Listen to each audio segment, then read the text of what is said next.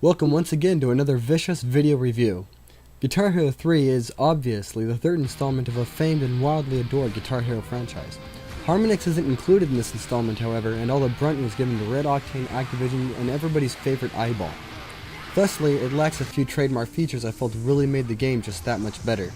For instance, you won't be finding Pandora, Clive, or that Elvis wannabe from 2. Even worse, our beloved Freeze Pop bonus track has migrated to Rock Band. However, it does feature over 50 songs, as well as plenty of downloadable tracks to get your rock on.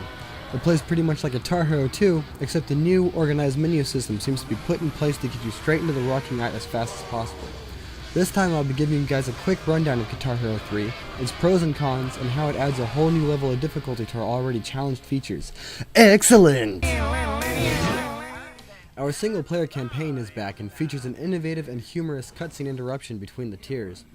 Depending on your difficulty, you'll find yourself having to play a certain number of songs to advance to the next one, as I spitefully found out when my medium playing friend advanced after a simple 4 songs. The career starts out innocent at first. You'll find yourself enjoying rhythmic songs full of chords, beat, you may even dance a little. And then, just as you're really getting down the list, songs begin to quickly catch you off guard with nasty tricks that simply shouldn't exist. Between every other tier, there's a new boss battle. I suppose that explains the new Legends of Rock. It's the goofiest suit that I can recall wearing. Though I don't really consider Tom Morello... I don't consider this guy a legend, per se, and do fictional characters count?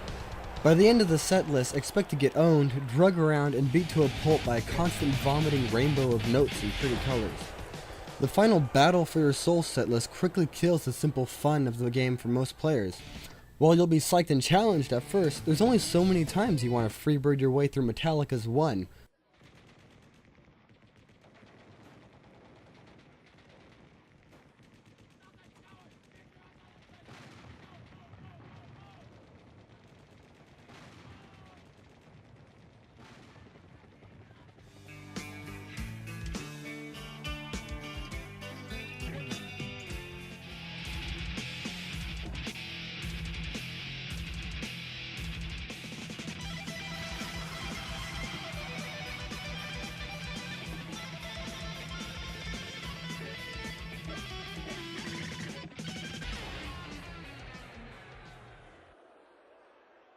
However, Cliffs of Dover is one of the most fun songs I've ever played. As awesome as it sounds, beating Lucifer, or Lou for short, proves the most ridiculous and toughest things I've ever encountered in the game. It feels like I'm playing the original Japanese version of Super Mario. Oh, finally, at long last, online Guitar Hero. Face-Off, Pro Face-Off, and Co-op make a triumphant return. However, the new battle mode seems to be quite broken. It sounds awesome, I know. Duke it out with a friend, pull a star power, and break a string or something awkward like that to throw them off. However, you'll quickly find a lot of these battles end before you even got to the juicy part of your favorite songs. The best battles I've seen were ones against hardcore, no-life Guitar Hero junkie veterans, and a simple noob who's been Guitar Hero for at least a month. They went on for an ungodly amount of time because, for one, the notes were too challenging to actually gather, and for the other, well, he had no idea what he was doing. If you do know how to play, expect to devastate your opponent quick and hard. It's more of a race to the first power-up than anything else. Character models are set up all to a delicious degree. Hair and clothes move and stretch accordingly, and some of the characters prove a little too distracting. Overall, they've done an amazing job recreating the true feel of Guitar Hero, as well as creating an over-the-top fictional world where somehow a cover band becomes the most famous guitarist of all time. Everything fits. A few complaints though. There's not so much with the quality of graphics, but the change in characters. New characters involve Lou and this adorable Japanese girl, however some of the classics are gone. So don't expect to find Clive Winston or Pandora. They've disappeared off the face of the planet. And with Pandora gone, it seems Judy needed to catch up on her dirty goth scene bit. Speaking of Judy, I'm not really sure I like what they've done to her.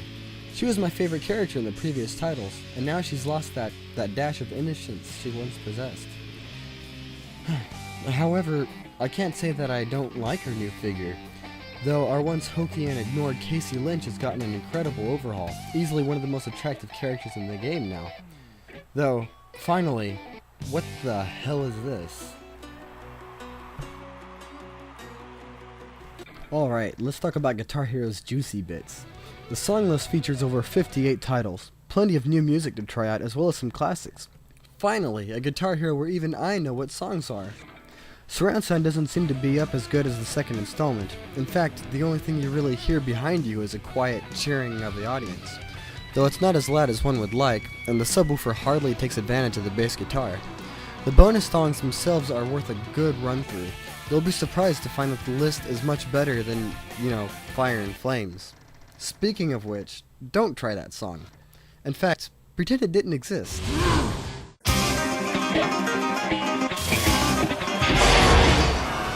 Now, as far as the replay value goes, you'll be addicted to this game for a ridiculous amount of time. Try to bring over a friend, however. You don't want to leave your best bud out of the good times, right? Right? Well, if you're going to be a hermit about it, keep in mind that there's a new co-op career that'll force you to make friends for achievements. Overall, I'm going to give this game a 9. After all, it's pretty difficult to screw up that Guitar Hero. You can find this game at your local video store for about $80 with a guitar, or $60 for just a copy. Or if you're really stingy, a used copy is still about $55. Overall, this game is simply a must-buy. Go and pick it up.